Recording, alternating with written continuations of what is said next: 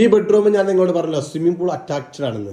ഇതാണ് ഇതിൻ്റെ ഒരു പ്രത്യേകത. പൂൾ അറ്റാച്ച്ഡ് ആണ്, ഒരു രക്ഷയില്ലാത്തൊരു ഏരിയ കേട്ടോ. ബെഡ്റൂം തുടങ്ങി ഇറങ്ങിക്കഴിഞ്ഞാൽ നല്ലൊരു ഏരിയയിലേക്കാണ് നമ്മളെത്തുക. വിശാലമായിട്ടുള്ളൊരു പൂള്, അതിവിശാലമായിട്ടുള്ളൊരു പൂളാണ്. എത്ര കുടുംബത്തിലുള്ള എല്ലാവരും ഒരുമിച്ച് കുളിച്ചാൽ പോലും തികയാത്ത 5 സ്റ്റാർ ഹോട്ടലുള്ള പോലെ വലിയ പൂളാണ്.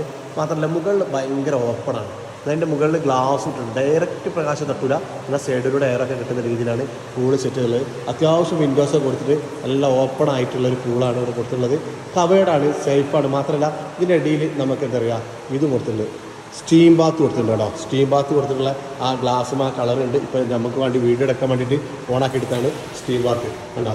നല്ല ഭംഗിയായിട്ട് നല്ല ചൂടുണ്ട്. ഇതിനുള്ളൊരു സ്റ്റീം ബാത്ത് ഇപ്പോൾ കഴിഞ്ഞിട്ടുള്ളൂ.